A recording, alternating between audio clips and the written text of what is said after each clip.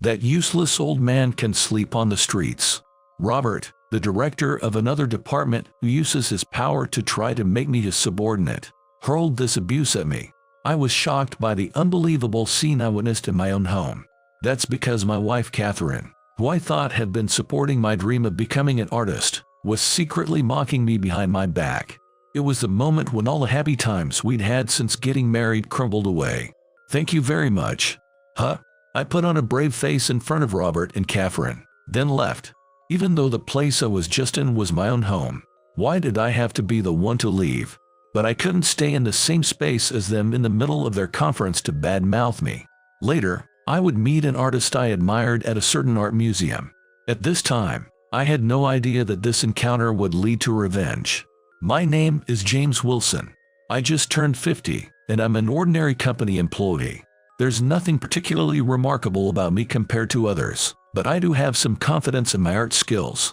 While working at a small company, I was striving to achieve a certain dream. That dream was to hold an art exhibition. I had wanted to be an artist since I was little, but I'm not hoping for too much. Mom, Dad, when I grow up, I'm gonna be an artist and make everyone smile. That's a wonderful dream. I'm sure you can make it happen, James. Yay, that's right. Once you've decided on something, don't give up.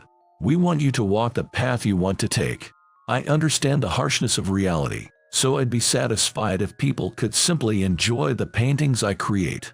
My wife Catherine is the one who supports me in this. Catherine, who's 20 years younger than me in her 30s, was an employee in a different department at the same workplace when we first met. A few years ago, at a group date I was forcibly made to attend by a coworker. We hit it off and became close. If I could meet a wonderful person like you, I'm glad I attended this group date that I wasn't interested in.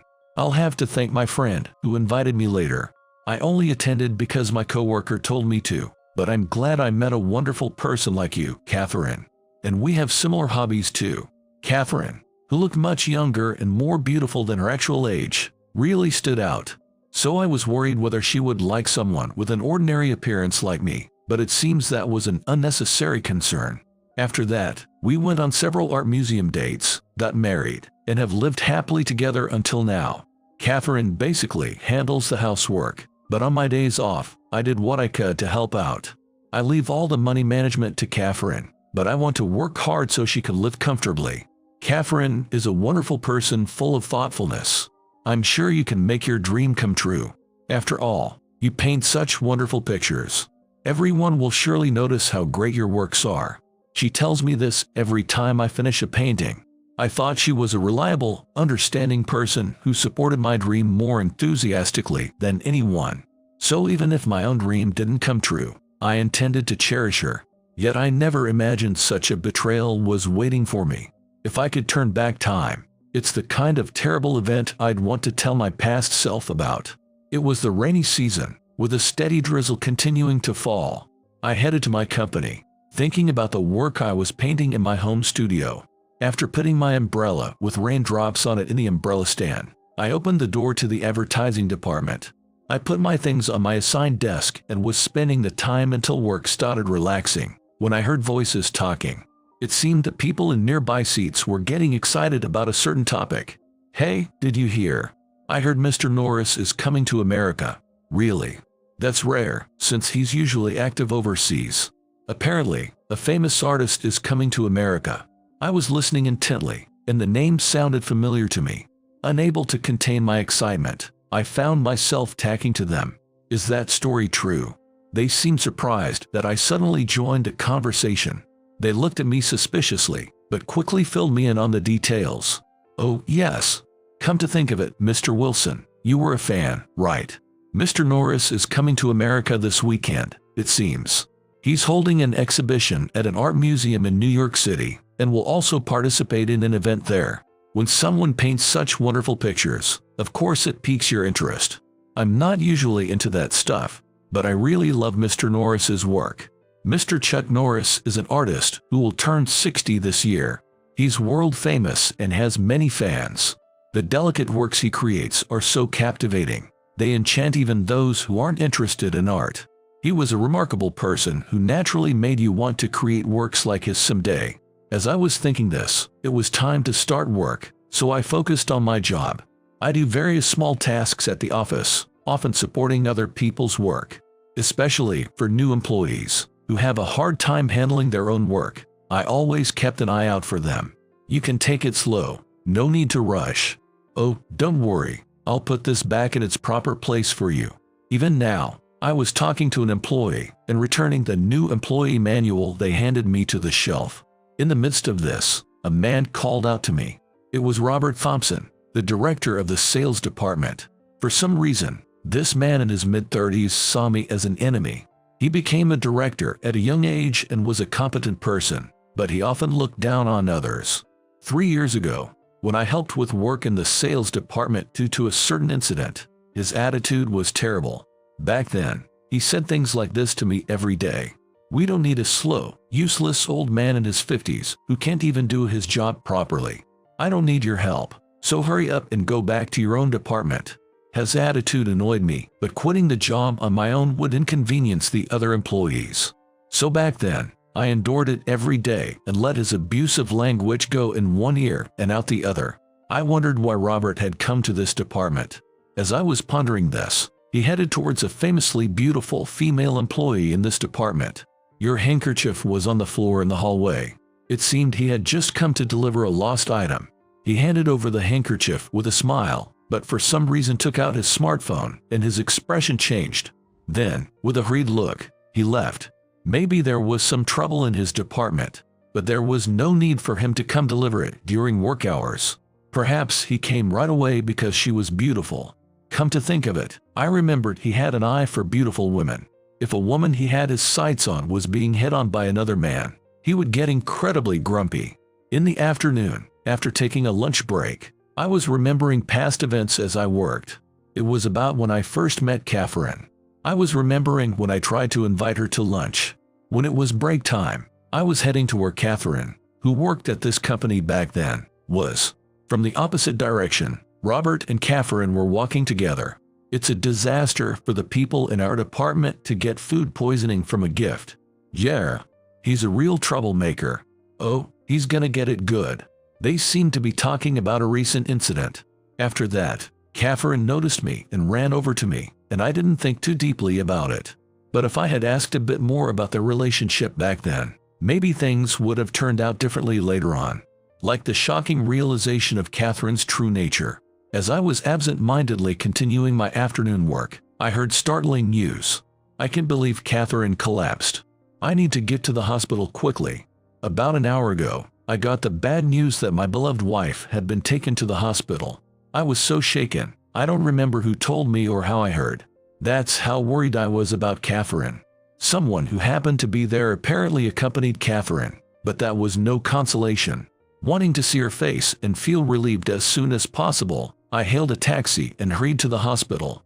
I had probably never been this frantic in my life. I left work early, headed to the hospital, gave my name at the reception, and was told the room number. I opened the door to that room with an anxious feeling, but my beloved wife was lying in bed, looking no different than usual. Perhaps sensing my presence, Catherine sat up in bed. Are you okay, Catherine? Did you get hurt? Or was it some illness? It's nothing serious, calm down. I was just a bit tired from overwork, that's all. Catherine smiled to reassure me, but I had doubts about her words. She had no plans to go out recently other than shopping, and she shouldn't have had any physical hobbies. Overwork. But you're always at home. You know, the rainy season started recently, right? The whole house was damp and it was bothering me, so I threw myself into cleaning every day, and I guess I got tired out. Then I accidentally collapsed while taking a walk. Doing so much housework you collapse. Does that really happen? Catherine wasn't frail or anything, so it seemed a bit odd to me. But since these were the words of my beloved wife, I decided to believe her. When I collapsed, I hit my head. So you got checked at the hospital just in case. That's right. The doctor was so dramatic about it. I see. I'm so glad you're okay. I was relieved there was nothing seriously wrong with Catherine. Catherine, who was about 20 years younger than me, was so devoted to me it was puzzling. The words she used to encourage me, as I continued to pursue my dream of becoming an artist, resurfaced in my mind. I couldn't sit still, thinking something might have happened to my wife. The conversation had settled down, so I asked about something that had been on my mind. By the way, when I heard at the company, they said someone accompanied you and rode in the ambulance with you. Where's that person?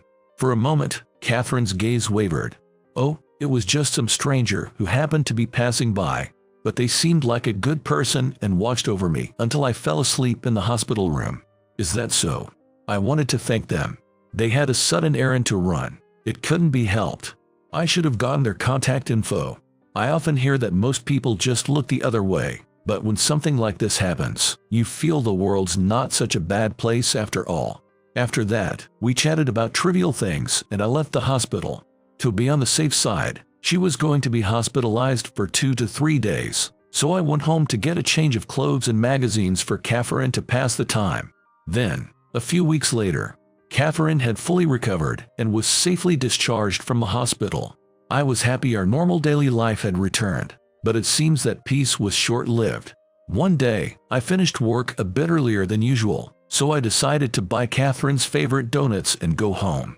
I picked out 3 kinds Catherine likes and headed home in a good mood, but when I entered the house, I heard an unfamiliar voice. It was the laughter of a young man. Thinking maybe a guest had come over, I walked into the house. There in my own living room, I saw a man and woman.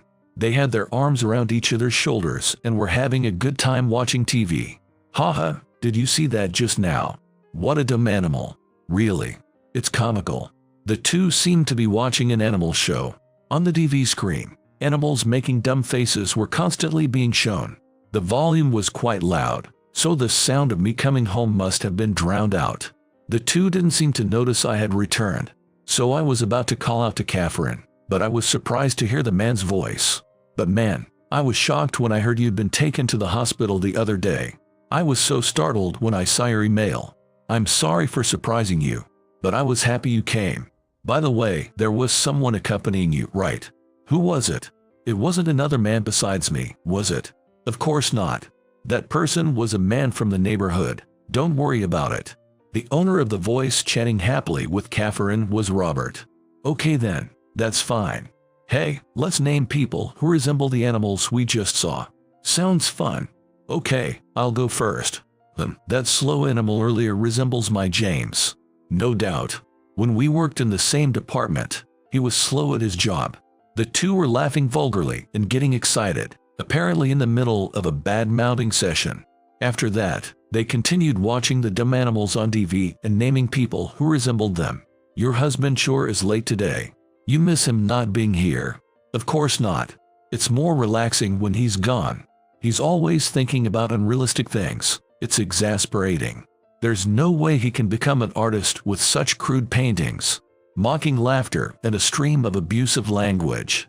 Hearing Catherine's words, I was so shocked I doubted if this scene was real. But when I pinched my cheek, I felt realistic pain in that spot. Hey now, that's kinda pitiful for your husband. Seeing a scene I absolutely didn't want to believe, I dropped the donuts I was holding. That sound must have finally made them notice me. Catherine and Robert looked my way. Were you two having an affair? Catherine didn't answer my question, but Robert opened his mouth while laughing through his nose as if mocking me. Humph. That's right. That's right, you slow fool. You finally noticed. Robert, who said that and came right up to me, casually put his hand on my shoulder. That look on your face is priceless. I've wanted to do this for so long. I fell for Catherine first, but you went and married her. Hearing those words, Catherine called out to Robert in a sweet voice. Don't misunderstand, Robert. I never loved this man. It was just for the money. I thought it'd be nice to have a lot of money when I eventually got together with you. 'Cause you know, this guy has a lot of savings at least. Catherine, who smoothly said such cruel things, smiled and demonstratively linked arms with Robert. In fact, I just showed you his savings earlier. Yeah, looked like he had a tidy sum squirreled away. Hearing that, I finally realized the true nature of the woman who had been my wife. She must have been secretly mocking me this whole time we lived together. I was a fool to be deceived like this. So don't get in our way. Get out of this house. Why do I need to do that?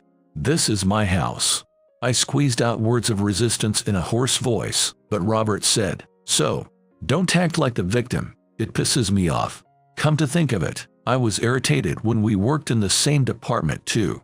Just 'cause you were older, you'd act all superior while teaching me work. You couldn't even do much yourself, but you'd always bug me. It was annoying. I bet you still can do your job well even now. Huh? I recalled when I worked with Robert.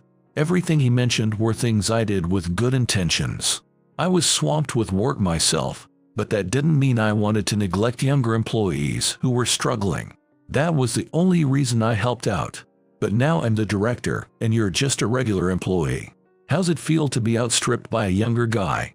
Plus, I'm pretty close with the bigwigs at the company, you know. Want me to ask the higher-ups to transfer you to my department? Must be humiliating. Me stealing your wife and becoming director, huh? Robert said those words while sneering. Come on, try calling me Director Thompson. I could only grit my teeth. I desperately tried to ignore the abuse hurled at me, but quickly reached my limit. Looking bored, Robert glanced towards the entrance and said, You're a dull guy. Just get out already. Useless old man can sleep on the streets. Saying that, he waved his hand at me as if shooing me away. In that moment, all the memories I had built up until now crumbled completely. Thank you very much. Huh? Before I knew it, I was unconsciously saying that. By the way, there seems to be a certain rumor going around in my department that you have an eye for beautiful women and your relationships with women are a mess. You're famous, aren't you, Mr. Thompson? Are you satisfied with this? What? Don't tell me there are other women besides me. Robert looked flustered, being regarded with suspicion by Catherine. While listening to them argue, I addressed Robert as director one last time like he wanted, then left. I was glad the betrayal came to light now. It was still better than the possibility of being deceived for who knows how many more years. Putting on a brave face like that, I left the house without saying anything to Catherine. After that, I ended up staying at a business hotel. That house was purchased with my money, but now Robert and Catherine are living there. There's no way I could live in a house like that, and I didn't want to talk to those two. Catherine had access to my bank account, which had the most savings. But the fortunate thing is I had other bank accounts. I thought it was risky to save everything in one bank account just in case, so I made multiple accounts. Even Catherine must have thought she would look suspicious if she managed all my accounts. The other ones I have access to showed no signs of money being withdrawn. But I couldn't be positive with just that. The wounds in my heart from Catherine's betrayal were too deep. Just how long had Catherine been cheating? Was she also laughing at my dream of becoming an artist? Could it have been from the very beginning? Was there love part way through before she gave up on me? Or did she approach me from the start just for money? It would have been better if I had no appeal. That would have been preferable to being told our entire married life was an illusion. Carrying those depressing feelings, I threw myself into work as if escaping from reality starting the next day. Mr. Wilson, you look pale. Are you feeling okay? Yeah, I think you should rest a bit. I'm fine. I just feel like focusing on work for now. My coworkers were worried about me, but if I wasn't concentrating on something, I'd only think about unpleasant things. So I kept immersing myself in work. But in the afternoon, Robert came to harass me once. He turned pale and left right away when I ignored him, so there wasn't much harm. But what was that about? You're a boring guy. Even though your future director came to see you. At first he said that while laughing, but for some reason he looked towards the department entrance, then left as if running away. For some reason, at the end of his gaze, a good-looking woman was standing there blushing. When I asked my coworker later, it seems Robert started being stalked by a woman from some department. Even when he came to work, he was walking down the hallway with a pale face as if running from something. My coworkers apparently witnessed him like that. From that day on, he became busy running away from the female employee every day. After focusing on work for a while, perhaps because I kept concentrating on something, I regained a bit of motivation for other things. So on a certain day off, I decided to head to an art museum to refresh myself for the first time in a while. A popular exhibition by Mr. Norris was being held there. I headed there excitedly, wondering what kind of works I'd get to see, but was surprised to find the man himself at the exhibition. Could that possibly be Mr. Norris in person? When I saw with my own eyes the face I had only seen in magazine interviews and on TV, I doubted if it was real. I unconsciously muttered to myself and even rubbed my eyes. Perhaps my gaze as I stared fixedly like that caught his attention. Mr. Norris, who had been quietly standing in a corner of the museum, spoke to me. "Do you need something from me?" "No, I'm sorry for staring." Mr. Norris's voice was calm, and I felt my nervousness dissipate even though it was our first meeting. "That's all right, I'm used to it. But you don't look so good. Are you feeling ill?" "I'm okay. Just had a lot going on lately, and I'm tired." I put on a brave face and answered so as not to worry the person I admired. But I must have been mentally worn down. Without realizing it, tears were spilling from my eyes. "I'm sorry. I just found out about my wife's affair recently, and well, I thought I could still hang in there, but maybe I had reached my limit emotionally." When the tears flowed, it felt like a taut thread had snapped. You don't need to rush. Shedding tears is just doing what's necessary for your heart to recover. If you need to, try letting out all the painful things that have happened until now. Mr. Norris looked at my face and said that in a gentle voice, so I must have felt reassured that this person would listen to my story without making light of it. After that, I continued crying for a while as I talked about what had happened to me. I wondered what I was doing with someone I just met, but I sensed a strange, trustworthy aura from Mr. Norris. As a result, I felt a bit embarrassed, but also somewhat refreshed. So, after the raging storm in my heart had settled, I expressed my gratitude. "Thank you very much. I'm okay now." However, Mr. Norris didn't seem to intend to end our connection there. He continued talking about what I had mentioned earlier, about wanting to become an artist. "You said you're creating works to become an artist." "I was planning to hold a joint solo exhibition, but we were short on help. How about you participate too if you'd like?" "What? No way, together with you, Mr. Norris." It was so sudden that I was surprised. Could something so wonderful really happen in my ordinary life? Seeing my perplexed state, Mr. Norris continued talking with a concerned look. "The art museum where I'm holding my next exhibition is a place I'm greatly indebted to. But due to a meeting mistake, we ended up not having enough works to display. I thought the offer was too good to be true for me, but if I refused here, I'd regret it for the rest of my life. Of course, I'll have you show me your works first before proceeding with the discussion." I didn't want the betrayal by Catherine to become just a sad memory. With that sole thought in mind, I nodded. "If someone like me will do, then please let me join you." But that wasn't the only reason. I also wanted to help because the person I admired seemed to be in a bind. After that, things proceeded smoothly. Normally there would be more various explanations, but only the bare minimum was given. Probably because there wasn't much time left until the opening. After a few busy weeks passed, the day of the exhibition arrived.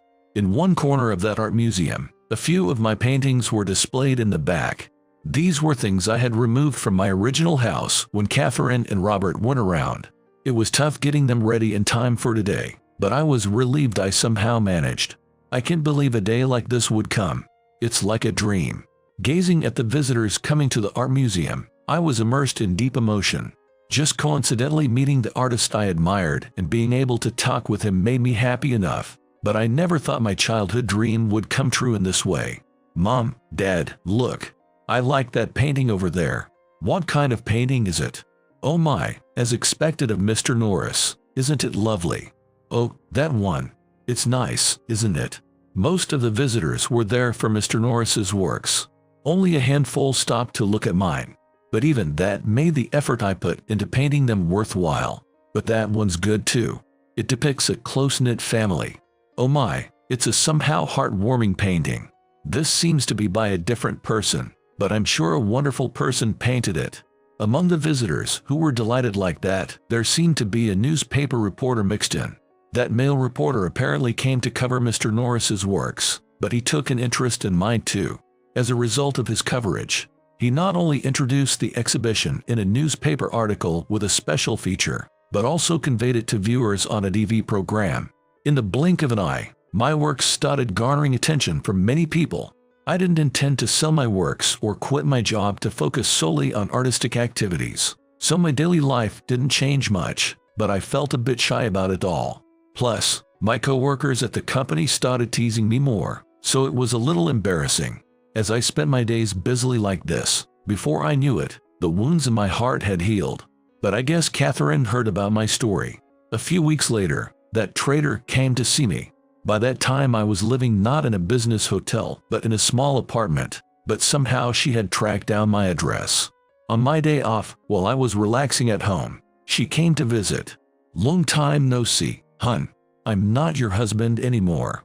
I sent you the divorce papers, remember? When I opened the front door and saw Catherine's face, I was surprised. I was also surprised that Catherine still called me hun. James, back then I wasn't in my right mind. Let's make up. What are you saying? Our relationship is over. I already filled out my part of the divorce papers, didn't I? Hurry up and fill out yours too. Don't say such sad things. Back then, I couldn't see how wonderful you were. When I saw her ingratiating smile, I unconsciously averted my gaze. My expression distorted at her swiftness in changing faces. She probably thought she could squeeze money out of me now that I had become famous. There couldn't be any love there. I didn't want to talk with her any longer, so I tried to close the door. But Catherine wedged her hand in the gap of the door. Go home. Come on. You could at least hear me out a bit more. I have nothing to say to you. How cruel. And after I supported your dream so much. What a thing to say when she was mocking my dream behind my back. In my heart, feelings of indignation swelled up. I was about to say go home again when Catherine started looking around. For some reason, she started casting her gaze here and there. Seeing her suspicious behavior, I asked her, what's wrong? Actually, I'm being stalked. A persistent weirdo is following me around, and it's really troubling me. Won't you try to help me, your former wife? I certainly thought it sounded tough, but even so, I couldn't bring myself to want to help her. I could still tolerate the cheating. I don't have much confidence in myself, and you were young and beautiful, Catherine. But I absolutely can forgive you for laughing at my dream. Hurry up and get out of my sight already. So that's what I said, but she made a displeased face. Don't keep moping about the past. That was just a joke. Please. You're the only one I can rely on now. I'll do anything, so let me in. Go ask Robert or something. Dismissing Catherine's pleas, I made her remove her hand that was wedged in the door gap. Then, without a word, I quietly closed the door. She must have gotten irritated that things didn't go her way. Catherine hurled abuse outside for a while, but it got quiet after about an hour. I checked through the peephole just in case, and she wasn't there. I hope she never shows up in front of me again, if only to avoid troubling the neighbors. After that, the joint exhibition I held with Mr. Norris ended successfully. I was happy to receive many impressions from coworkers who heard about it and came to see. It was very good. Looking at it put me in a cheerful mood. But I was surprised you held a joint exhibition with Mr. Norris. Yes, really. The paintings made my heart feel warm. Where in the world did you two meet? However, for some of the questions they had, I could only give vague answers. I didn't want to talk about the incident with my ex-wife, given the circumstances. In the midst of this, Mr. Norris started regularly contacting me. He seemed to have taken a liking to my works, and we had various exchanges about creating art. Your pieces have a lot of works with smiling families, but what made you decide to paint that theme? I thought that among the various groups in the world, family is the smallest group. If that group is overflowing with smiles, I thought they could surely do their best and keep living no matter how tough things got. I see. That's a lovely way of thinking. You seem to have a talent for creating works that support people. In my private life, the person supporting me ended up betraying me, so you could say it's an ironic result. Hearing Mr. Norris's words, I had mixed feelings. But ever since that exhibition, I feel like I've grasped something new as an artist. I feel my skills have improved in expressing the essence of my works. I'm finding artistic activities more and more enjoyable. However, it seems Catherine and Robert aren't having a very good time. Surprisingly, it seems Catherine was cheating with various men besides Robert. That apparently included the person who accompanied her when she was taken to the hospital. She got into trouble with several men and got caught up in crime, it seems. Before, she often had a tired look on her face, apparently because her dates frequently overlapped. Those circumstances were told to me by the neighborhood ladies from my old house. While I was at work, there were rumors she was often walking around getting cozy with men. I saw Catherine briefly the other day, and she seemed to be fighting with a man. You're dating a beauty like me, so at least treat me to that much. A stingy man with an ugly mug like you has no value. We're through. What? You weren't serious about me. Her personality hasn't changed at all, it seems. I almost felt a bit sorry for the man she toyed with. That way of dealing with the opposite gender must have invited disaster. She was apparently stalked by multiple men and earned the resentment of women. Catherine said she had hair-raising experiences then, but it's no longer any concern of mine. Come to think of it, there was a time I accidentally took a book Catherine was reading during my moving process. I don't have a habit of reading comics, so I secretly returned it later, but when I whimsically read it, I was shocked. The content was the typical romance comics plot development, where the heroine is drawn to a man working hard for his future. But the words Catherine had said to me were written in there, and it was a blow. I'm sure you can make your dream come true. After all, you paint such wonderful pictures. Everyone will surely notice how great your works are. Those were the words Catherine had said before. All the words that had moved my heart were lines from comics. As I thought, the Catherine I saw was an illusion from the very start. A few months later, I thought I wouldn't be involved in exhibitions anymore, but I guess I had a connection. This time, I was going to display my works by myself. The museum director, who fiercely liked my works, reached out to me, so I was really grateful. It was my first solo exhibition, so I had a lot of anxiety. Actually, I was asked if I wanted to hold an exhibition, and I wanted to ask for your advice, if that's all right. Oh, really? Congratulations. In that case, I'll gladly help out. I was able to make it a success with Mr. Norris's advice. I'm proud that the families who visited were delighted. Mom, Dad, this painting has such a fun feeling to it. That's right. It's an exhibition by someone I don't hear about much, but I'm glad we came to see it. Yeah, I have an acquaintance who likes this kind of thing, so maybe I'll introduce them. However, I never thought I'd reunite with Catherine there. James, long time no see. Actually, I need to borrow some money. I need about $60,000. That's okay, right? I don't know what she did, but it seems she's shouldering debt. I can understand at all how she has the nerve to show her face in front of me so brazenly after acting so treacherously. Is that what you came to see me for? I found out later, but apparently Catherine tried to sell my house to pay back the money. She knew it wouldn't work due to the procedures, but I was disillusioned. Her parents stopped her, so she apparently gave up on fixating on selling the house. Thanks to Catherine's parents, I was later able to return to my house. But honestly, I don't have very good memories there. However, since I was indebted to her parents, I wanted to properly repay that debt. So, since the house they were living in seemed to be several decades old and quite aged, I decided to give them my house, thinking they could use it as their future residence. Sorry, but try asking someone else. Why don't you ask Robert? He got fired from the company for misconduct. There's no way I can rely on him. That's why you need to do something. You're not my wife or anything anymore. You're bothering the other guests, so please leave. No way. I never knew you were such a heartless person. I won't ask for your help again.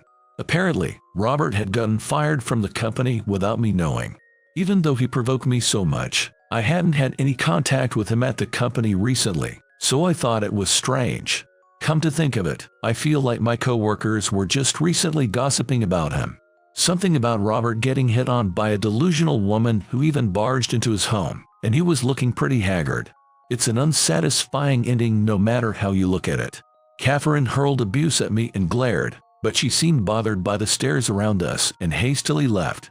I later heard she got taken in by the police, but by that time I no longer cared about her. After that, my artistic activities expanded smoothly. This time, an exhibition at an overseas art museum was decided. My works would be seen not only by people in America, but by foreigners too. Not long ago, I would never have imagined this happening. I think I've been blessed with incredible luck. Before, I thought it was enough if I could paint as a hobby while working. But my feelings have changed a bit. I'm spending much more time on artistic activities. So if exhibitions keep increasing like this, I'll need to think about the future.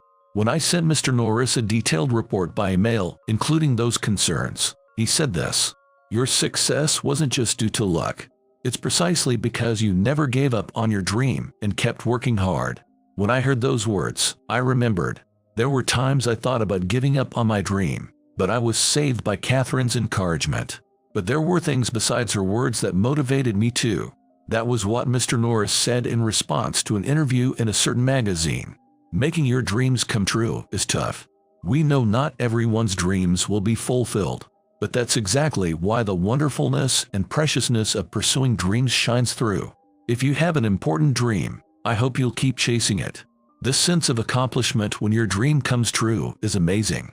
I want to remember these words and not forget them from now on.